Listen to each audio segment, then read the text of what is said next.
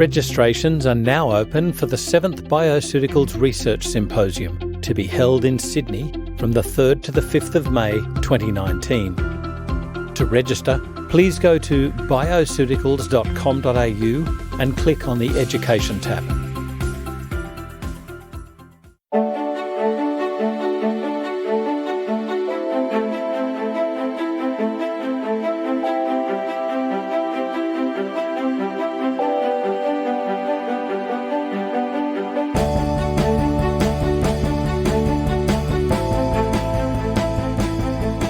This is FX Medicine.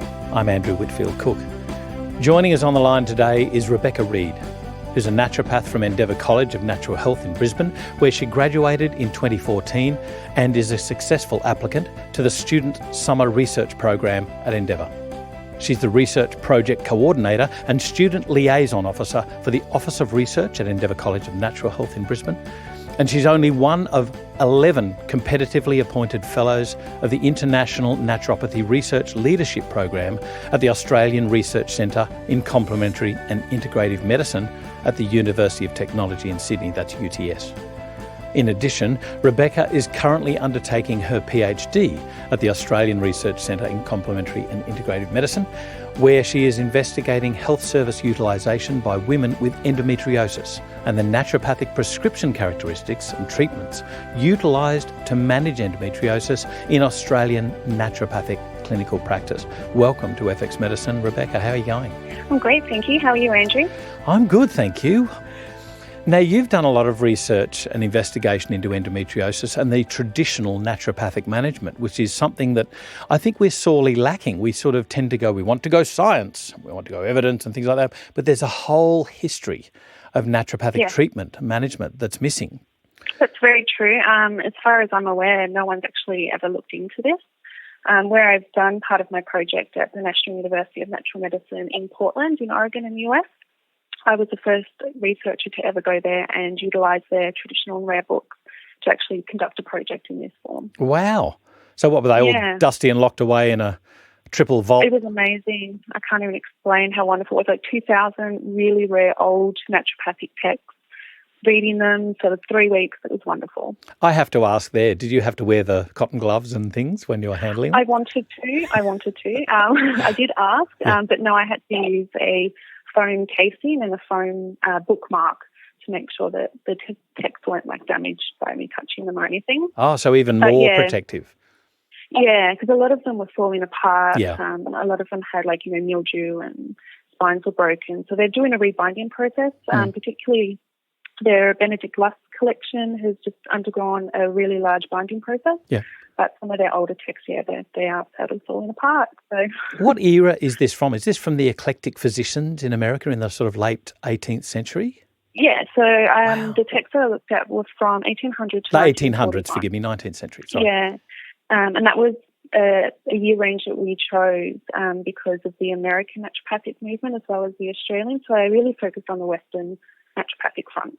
Can I just, I know this is a digress, but with the eclectic physicians, what was their influence? Was it the German immigrants coming across and wanting a natural health system, if you like? Where did they? I'm sure it was that they did obviously come across and implement naturopathic practice into the American systems, but for this project in particular, it was the eclectics have strong roots in naturopathic foundations. Yeah. Same with Nature Cure, which came from from Germany, and prior to Nature Cure was the Water Cure as well, which is Sebastian Kneipp. But the eclectics also learnt a lot from the American native Indians as well, didn't they? Yes, and that's been in my data as well. Some of the herbs that I've found are not very common. They're also not necessarily put into Australian practice or even American naturopathic practice. So I think there is going to be that traditional roots that comes from each country. Well, I do hope that there's a resurgence of some of these herbs because I've used them previously and they just work like nothing else. Squaw vine and things like that. They're incredible. Yes, well, squaw vine was one of the herbs that I did find, yes. So, here we go. Okay. Endometriosis. Let's give an overview of what endometriosis is. I think therein lies the first confusion. So, endometriosis, it is a complex and it is a chronic reproductive disease. and it's characterised by the presence of tissue that is similar to the endometrium that grows outside of the uterus. Mm-hmm. That's the basic definition. So the tissue that develops forms lesions and can adhere to the reproductive organs as well as the neighbouring organs like the bladder and the bowel. However, I've actually recently read some cases where it's been found in thumbs, in knees, the lungs and the brain as eyes, well. Yeah. So it's, can really travel around the body, but those are considered quite rare. There's a lot of, a bit of data, from 2009 that looked at some of the prevalence of endo, and this was a worldwide study that stated it was 1 in 10 women of reproductive age that have endo. And in 2010, it was estimated that 176 million women worldwide have endometriosis. So we've got, data that's a little bit outdated now, so we really need to be working on finding out exactly how much women do have endometriosis, but it's also quite tricky because the condition itself is very complex. There's been some research where it's talking about the possibility of having inflammation aspects, autoimmune aspects, estrogen, progesterone ratios being out of balance as well, but we really don't know what the cause is. We are still trying to just even understand the basic pathophysiology. So there's a wide range of areas that kind of cover endometriosis at this stage, and we really just don't know the ins and outs of it to 110%. What about the notion that it's hormonally driven and therefore when the hormones drop in menopause, that it therefore ceases to become a problem? That is definitely, I think, incorrect. I've spoken to very young women who have been forced into menopause or have had a complete hysterectomy and they still have endo. I've also met women that are 60 years old, they've already been through menopause and they still have it. So we're really not sure. Like, there is an estrogen component. I definitely think that is something that is there and that has been shown with evidence, but we really don't know what the single cause is. And I really think with this condition in particular that there just isn't one thing that's causing it. It can be genetic factors, it can have environmental influences as well. So we're just not sure. What about the symptomatology? That I would think that most males would think that endometriosis presents with some tummy pain and that can be even severe, but they think it's going to be restricted to the sort of lower abdominal area where the reproductive organs are. But what's the breadth of symptoms? So because it is a complex condition and it can be quite progressive as well, the symptomology, that a lot of them can be really debilitating, but also depends on the severity and the stage of the endometriosis that the woman has. So the main symptoms can be dysmenorrhea, painful intercourse, chronic pelvic pain, menorrhagia, infertility and bowel irregularities. However, even though these are considered to be the main symptoms, women can have fatigue, headaches, bloating, limb pain. There's really a wide range. But there's also, if you think of the picture of irritable bowel syndrome, that is sometimes how it can present, but they don't have any reproductive issues. Their period or their menstrual cycle is fine for them, and they don't have any period pain. So it really varies from woman to woman. But then women can also be asymptomatic and not even know that they have it. So there's no real big list of symptomology other than those top 5 or so. Okay, so diagnosis. I mean, this one's the big one. Misdiagnosis, non-diagnosis. Yeah, just women wanting to get a diagnosis. Yeah. So generally it's diagnosed by laparoscopic surgery, and this is considered to be the gold standard for the diagnosis process for endometriosis. And it's because it allows for visualization of the organs, but also they're able to retrieve a biopsy of the tissue and get that tested as well. And once the diagnosis process has been done and the surgery has been done, endometriosis is classified into stages. So your stage 1 refers to the minimal presence of endometriosis and minimal involvement with neighbouring organs. Stage 2 is mild, and stage 3 is moderate, and stage 4 is severe. So even though those stages can clearly articulate how bad the endometriosis is, it doesn't actually match the symptomology. So a woman with stage 1 being minimal involvement, she might have, for example, 4 spots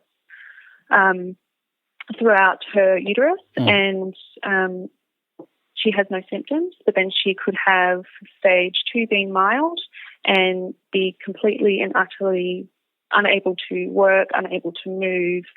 She can have really bad symptoms. And the same with stage 4 being severe. You would think with so much involvement neighbouring organs and the reproductive organs that she could possibly be in so much pain and have really bad symptoms, but actually have none at all.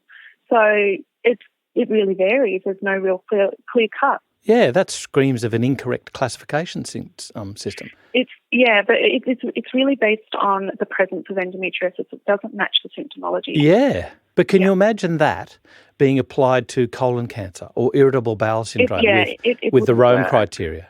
Yeah, that's right. And that's another thing, that pain is subjective. So everyone has very different pain thresholds. So, you might prick your finger and that's absolute agony for you, whereas for someone else who didn't even notice. So that's also another thing that would need to be taken into account. But the stages are based off the American system, the American reproductive system. So, yeah, they just don't match, which just makes it confusing when women are told they've got stage 4 and they think, oh my God, this is really, really bad, that I've had no symptoms. Like, what does that mean exactly? They're not feeling anything that's going on.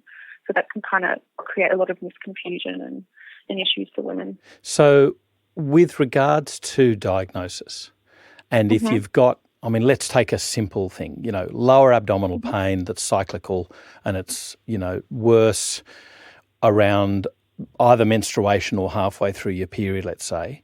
I'm going really simplistic here. Yeah. What do women need to do if initial therapies from their GP or their natural health practitioner don't work? What should they be asking to be done? Who should they be seeking to see or get referred to? Well, this is a really big issue for women. And even if she hasn't got any menstrual irregularities that are occurring, she's really not sure what's happening, just looks at some abdominal pain. Like, of course, you go to your GP or your complementary medicine practitioner, but you really need to try and get to the gynecologist. So there's been some research that stated that once women get to a gynecologist, they can shorten their diagnostic delay period. So generally it's 7 to 10 years for a woman to be diagnosed with endometriosis, which is beyond ridiculous. If they are able to get to a gynecologist, then they get closer to that diagnosis, which is really important, because you don't want to be sitting with, some mild endometriosis and leave it for a couple of years or decades and then go and you're unable to have children, or you're told the only treatment available is a complete hysterectomy, which is not what you're after. So the best thing that women can do is really advocate for themselves, really fight for themselves, and really push their practitioners to hear them, because this is a really, really big issue. Women go in there and they're completely dismissed. They're told they're hypochondriacs, and that's just not okay. That's not proper care. You just don't do that. That's not right. medicine, no. No, and it's a really difficult issue, because some women, they may not feel comfortable advocating for themselves. They may not know exactly what's going on, but if they can go, look, no, this is not working, I want to see someone else, get a second opinion as much as they can. Yeah. But unfortunately with doctor shopping, you're always going to get that 50-50 chance of a doctor that will hear you and will follow up with everything, and a doctor that won't. I guess this is part of the problem, is people won't go back to the same doctor and say it's not working. They'll go to a different doctor. That's right, which you need to be able to go back and say, look, is there something else that I can do? There's some more tests. Like, even if women just educate themselves, have a Google around about different conditions and try and understand what's possibly going on. Like, I know of someone that just had bloating and everything else was fine, and she was diagnosed with stage 4 endometriosis, and she had a 2-week period between going to 2 different GPs and 1 gynecologist and 2 different surgeons, and within that 2-week period she was able to get it sorted. But she really had to push. She was just like, this is not right. I know my body. Yeah. Something's wrong. You need to do something. What if somebody's even seen a specialist, a gynae, and they're still not getting the answers that they want? Is there anything anywhere further that they can go? I'm aware of, especially in Queensland, there's a number of clinics that are now specialising in endometriosis. So they are gynecologists, but they're also laparoscopic surgeons. So trying to find someone that specialises in that area and has the correct medical degrees for that would be the next step. Even asking for a referral or going back to a different GP or the same GP if a woman's happy with her GP.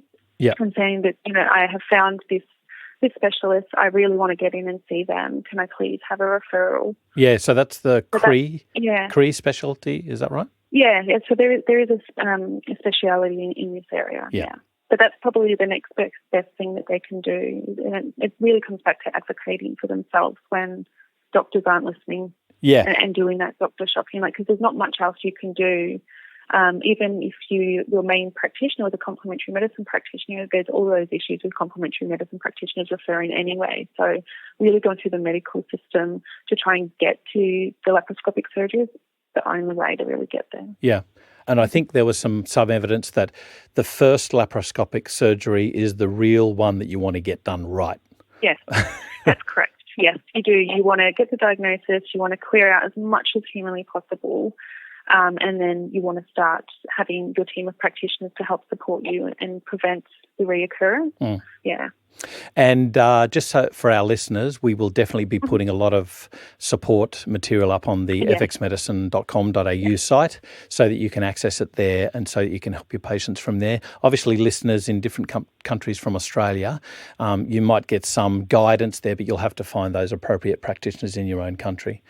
So we've gone through diagnosis. What about diagnostic delay? This is the big one. This is the big issue. What does it cause? Yeah.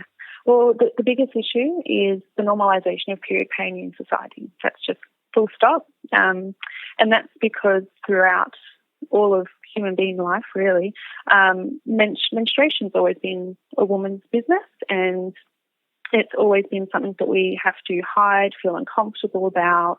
And this doesn't just come from women that possibly have endometriosis. It comes from men, friends, family of a woman who possibly has endometriosis. It comes from male and female doctors. So this is a huge social issue. Targeting that, and I know that there's been some work done in the UK recently where they've released a new ad for their sanitary items, and instead of using a blue liquid to pretend to be menstrual blood, they're actually now using a red liquid. So even though that's something quite small, like they're actually showing, no, this is what it kind of looks like, which is really good, and it's educating the public on that. So trying to reduce the normalisation of period pain is probably going to be the easiest thing forward. But that's even, teaching not only females or, young girls in high school or, later years of primary school, like really educating everyone that is really important, because women are going to need support from partners and friends and family. And so really, teaching everyone is what's going to really help reduce the diagnostic delay with this Absolutely. I think taking away these weird taboos, it's a human body, for goodness sake. I know. I'm so glad. I don't understand. Yeah, I'm so glad about our, sex ed it was called, but I'm so glad about our sex ed that we had, because it wasn't the deciding factor, but it was certainly one of those things where I went, wow, the human body's really cool. And that's one of the things that led me eventually to do nursing. That's right. And there's something that I've recently conducted. I did a systematic literature review looking at women's experience of endometriosis. And in there, actually, there was a theme that I identified that women weren't even taught about reproductive diseases in their sex ed classes. So that's another area that we can try and teach women. This is what endo looks like. These are what the symptoms are. This is what happens. And this is what you can do to seek help. So even just going back to the high school sex ed classes and helping to really inform people then and continue that on throughout high school is really important as well. And I guess, one of the issues, one of the problems with endo is that there's such a breadth of presentation that it's really hard to categorise. So, as you say, stage 1 to stage 4, but the symptomatology has nothing really to do with the objective presentation of lesions. That's right. That's definitely right. It really comes down to really listening to them. So there's a lot of women will explain that their pain, their menstrual pain, feels like a stabbing, tearing, burning, stinging type of sensation, whereas women who have primary dysmenorrhea is sometimes described as more of a cramping, pushing type pain. So that you can see there's a little bit of a difference. And the other thing that's been identified in research is that if medical professionals asked women about their sexual health, that would help in reducing the delay in diagnosis as well, because a lot of women with endo do have painful intercourse. Right. But that's something that we don't actually talk about either. And so if they just said, okay, you've got all these bowel symptoms, you've got menstrual problems, it sounds like IBS, but if they just said, okay, do you have any pain with intercourse, and really talk to them about that, there is a possibility that they might go, okay, I think this is outside my scope, I will refer to a gynaecologist. So when you mention that stabbing pain, I seem to recall that, one of the issues with endometriosis is that it's hard to look for these, sort of serum markers or anything. Is there any hints, any clues that at least there's inflammation going on? At least there's something to go, hang on, we need to look further. We need to... That's right. Well, from what literature I've looked into, women don't even get offered to do any blood tests when they go to their doctor presenting with menstrual irregularities anyways. But as far as I know that there isn't, but I have recently read, I think it was a news article, so I'm not really sure on how correct it is, but there are some researchers that are trying to look into possible serum markers. So that might be something that comes out in the future, but I think at this stage there isn't. Some people have even said that endometriosis might have an autoimmune component. Highly controversial, certainly not backed up by a lot of research, but there are researchers looking at it. What's your opinion of this? With my understanding of how endometriosis works, we're really not sure. I know that there's research that is showing there's possibly autoimmune factors, but then there's also research showing there's inflammatory factors and there's estrogen factors and there's low progesterone factors and there's environmental factors. So there's no real clear picture. No, and it certainly doesn't classify as a classical autoimmune condition, does it? No, it doesn't. Even when you just think about that, it's not very clear. It doesn't make a lot of sense. Whereas, trying to understand exactly how it works just based on one pathway, I don't think that's how it's going to work. Yeah, I think the issue comes, me not being an expert, forgive me, this is just me pondering, but I think one of the issues comes from that autoimmune diseases have inflammatory components to it. That doesn't mean that every inflammatory component automatically makes it an autoimmune disease. You've got to have autoantibodies, and they're not seen in endometriosis as far as I'm aware.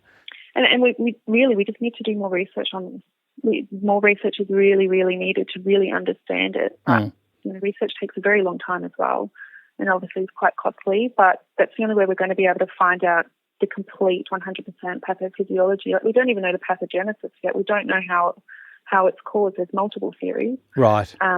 With autoimmune being one of them, same with inflammation. As well as, as I mentioned earlier, the genetic components. And I know there's a bit of research going on, I think at UQ, who's looking into that as well. There's also the standard theory, and it's a historical theory, is that it's retrograde menstruation, but that research has shown that doesn't answer the question, because some women can have retrograde menstruation and not have endo. So really, we don't know yet. I think we're getting closer. I'm hoping we're getting closer, but I don't think we're going to get one single answer, especially with environmental factors as well. Is there any, dare I say the word, hero researchers that we should be looking at the work of? I don't know if he does too much research, but his name is Dr. Carmen Nazat, and he is a laparoscopic surgeon and gynecologist in America. He does a lot of work with the World Endometriosis Congress as well, and he's phenomenal. He's written a lot of books on the history of endometriosis.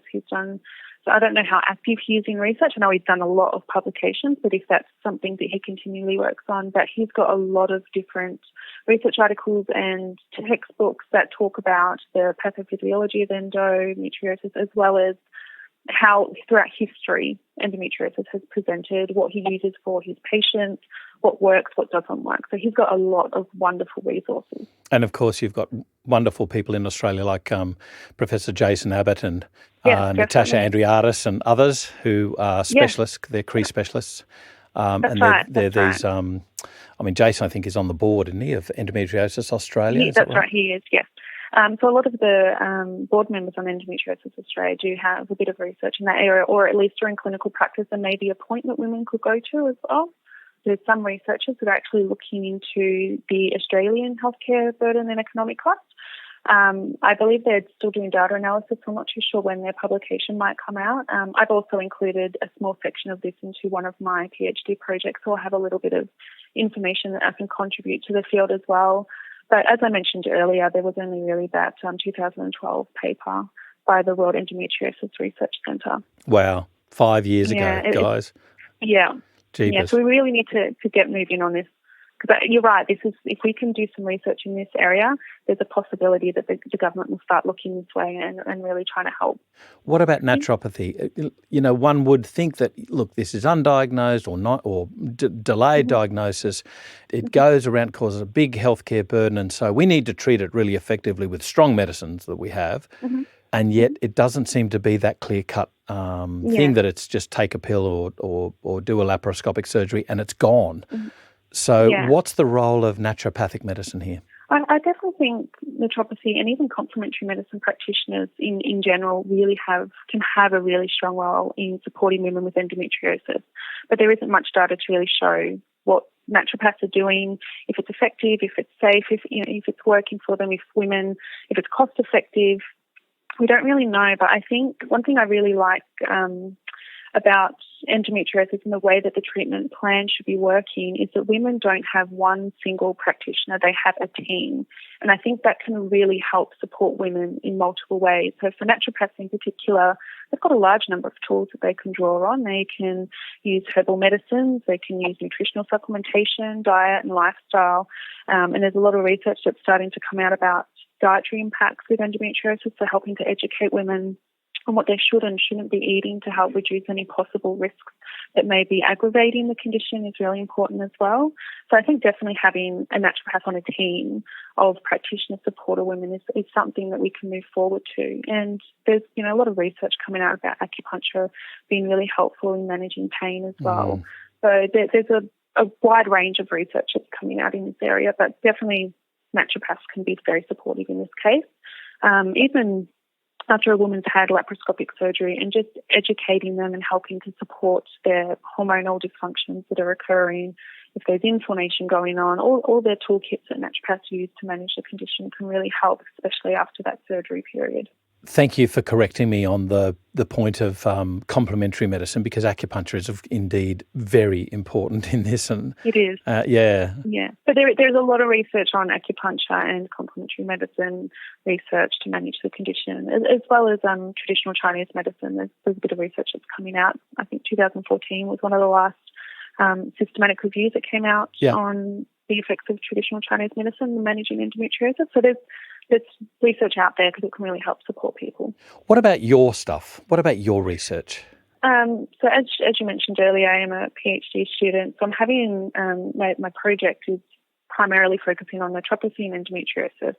And so what I'm really trying to look at is understanding the historical and the contemporary naturopathic approach to manage endometriosis, as well as the associated symptoms of dysmenorrhea and menorrhagia. So I'm doing this in 3 large projects. I'm also looking at describing the prevalence of use of naturopathic consultations and treatments by women with endometriosis, as well as looking at what naturopaths are using in clinical practice. So I'm building on the foundational work that has yet to really be laid down in Australia.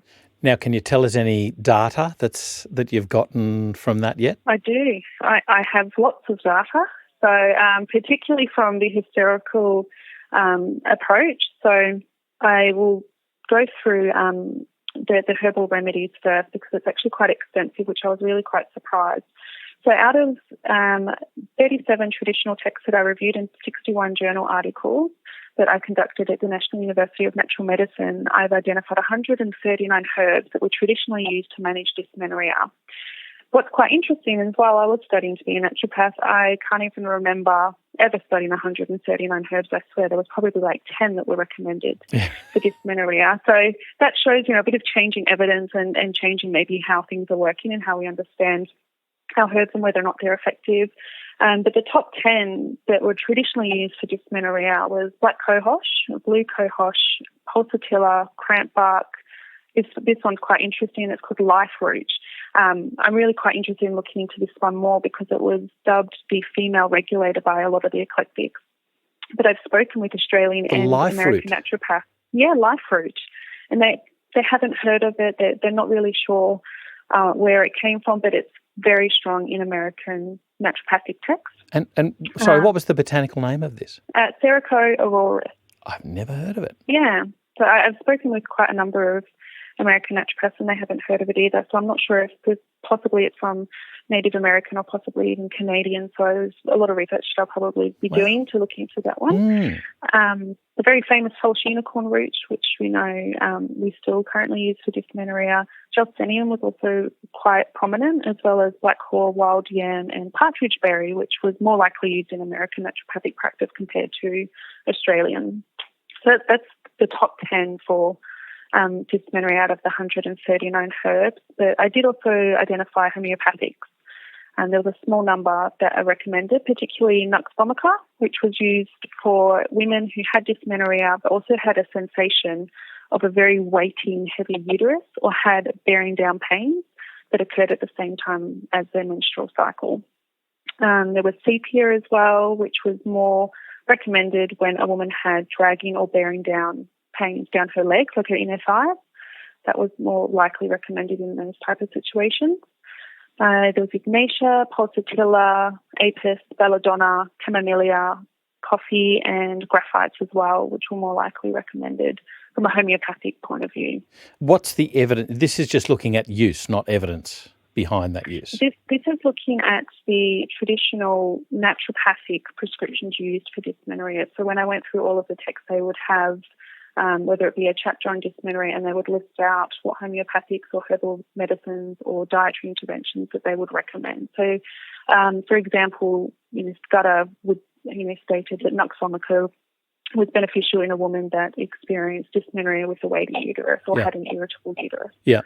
So this is traditional evidence that we still use in clinical practice. Okay, but one of those herbs I noted was gelsemium. Now that's an S4 prescription-only herb in Australia. That's gelsemium? Gelsemium. Yeah, so we know it's poisonous as well, but now we don't use it. But traditionally they did. So there was a lot of traditional treatments that they used that I'm aware of that we don't use anymore, and it's possibly because as time has gone on and evidence has been, okay, actually that's detrimental, that's not being effective, that's a poison. Right. So, that knowledge is coming through now, which of course you don't want to be giving someone gelsemium being that it's poisonous, but you can use it homeopathically, but I'm not sure if there's any research that is backed up to say that it's effective and safe. I was blessed to come from an era where the S4 herbs were made by a certain company in Australia who had medical herbs. And a doctor used to use gelsemium. And this doctor was very safe in the utilisation of the prescriptions, never an issue that I saw, and seemed to be extremely effective. I think the only issue with overdose was that it could depress breathing. So I get that there could be an issue with overprescription, improper use, and unregulated. But, it's just, to me, it's just sad that these S4 herbs aren't made anymore, aren't utilised anymore.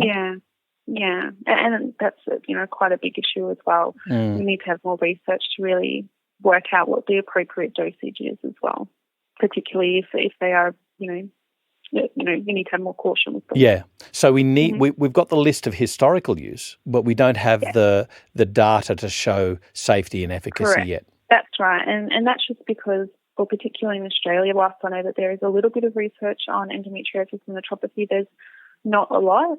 And so I'm really hoping that the work that I'm doing will help lay down some of the foundational work so we can build research projects off that and look at the efficacy and making sure that what we're prescribing is being of benefit to women and is helping them manage their symptoms or address the cause of the problem. Right.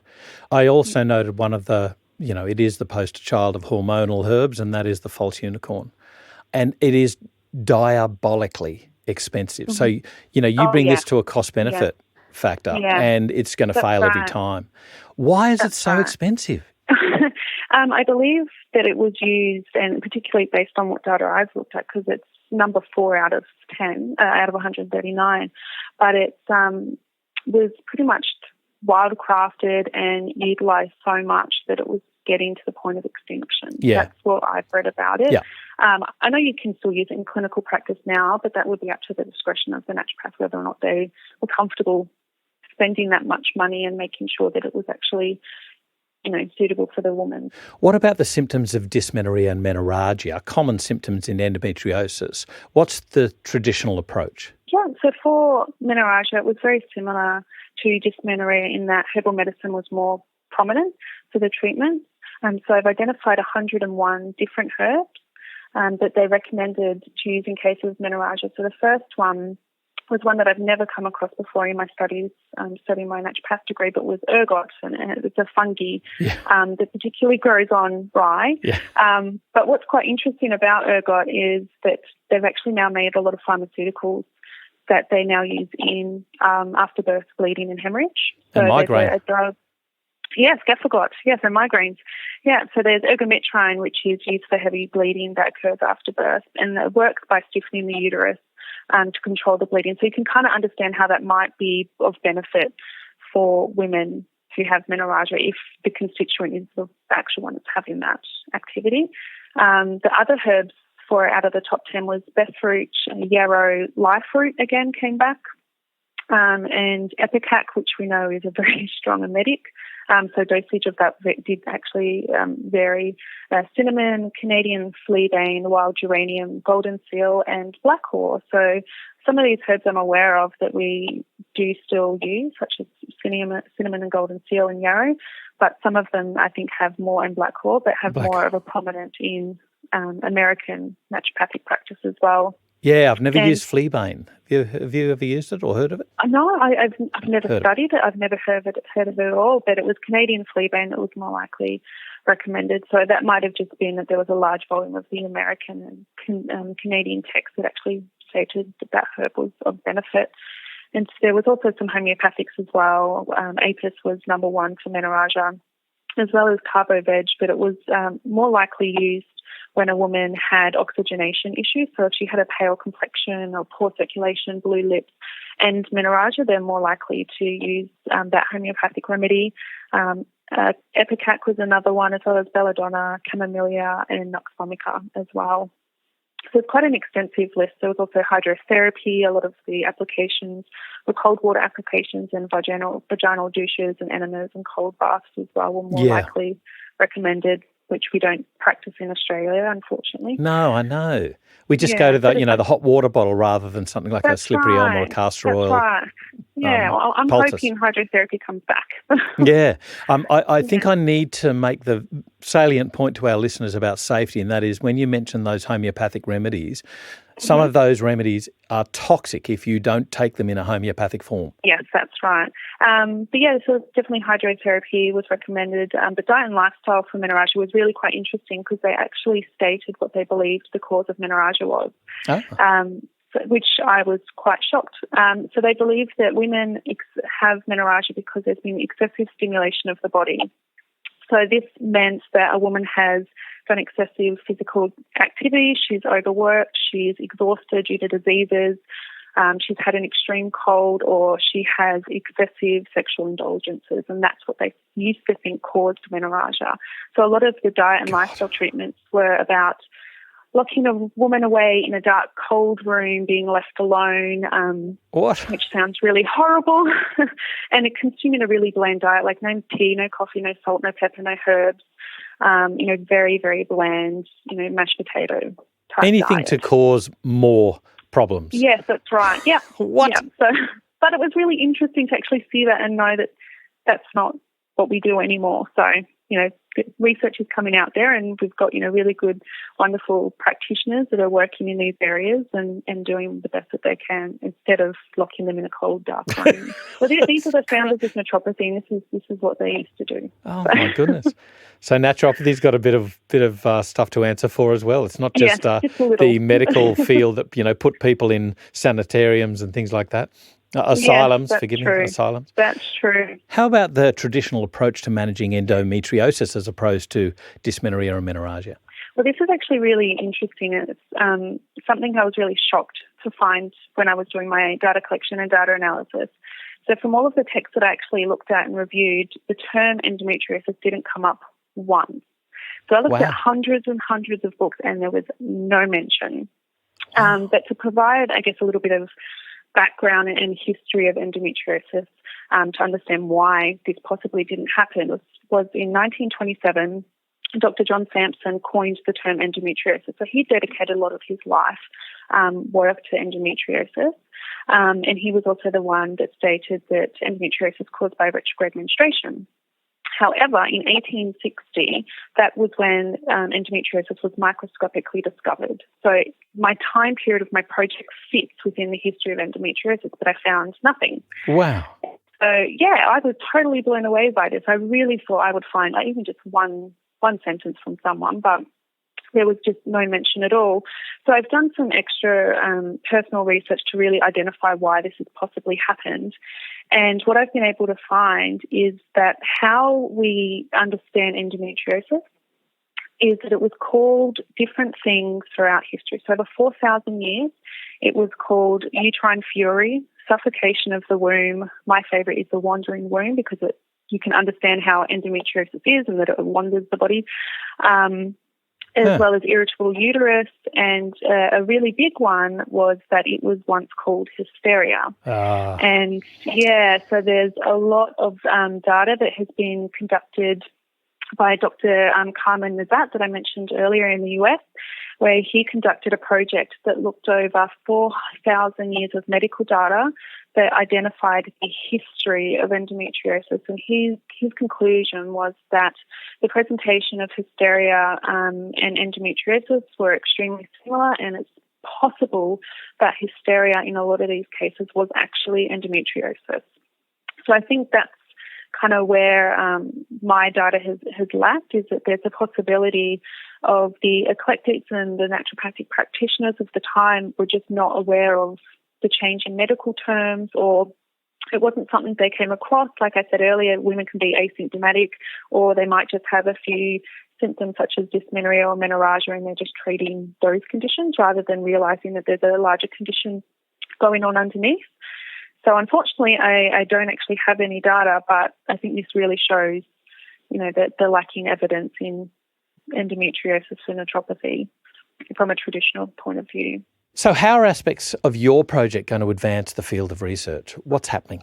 Well, as I mentioned earlier, there isn't really much data in the Australian naturopathic setting that's showing how, the role or the value of naturopathy is for women with endometriosis. So I'm really hoping that my work will lay down some of the foundational work so we can build up some further research on this area, particularly looking at the effectiveness of naturopathic care and seeing what the outcomes are. Like if a woman does have endo and she's decided not to go through and have surgery, like is there a way that we can possibly see if what we're doing is improving her quality of life, as well as whether or not, the integration of naturopathic care is appropriate for women with endometriosis too. So I'm really hoping mine will be laying the foundational work. Absolutely brilliant. And I've got to say, I know you outside of FX Medicine and you are thorough.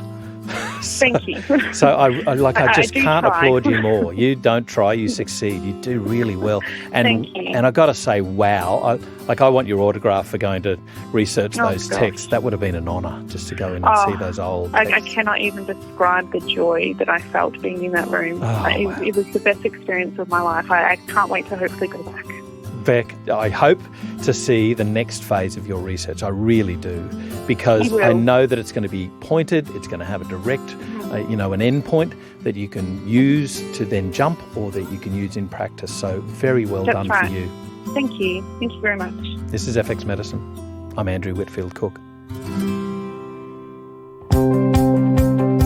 The FX Medicine team would like to thank the enormous generosity of all our guests who have graciously donated their time, their expertise, and their stories of both triumph and adversity. Most of all, we'd like to thank you, our listeners, for your continued feedback and support, and for giving us direction and purpose as we move forward together into the future.